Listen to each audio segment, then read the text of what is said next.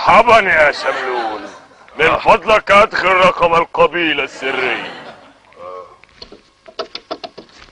الرقم خاطئ، عليك اللعنة. قاعد ادخل الرقم وركز، سكلتك امك. اذا كنت تريد قمحا اضغط الرقم 1، اذا كنت تريد شعيرا اضغط الرقم 2، اذا كنت تريد بيضا اضغط الرقم 3.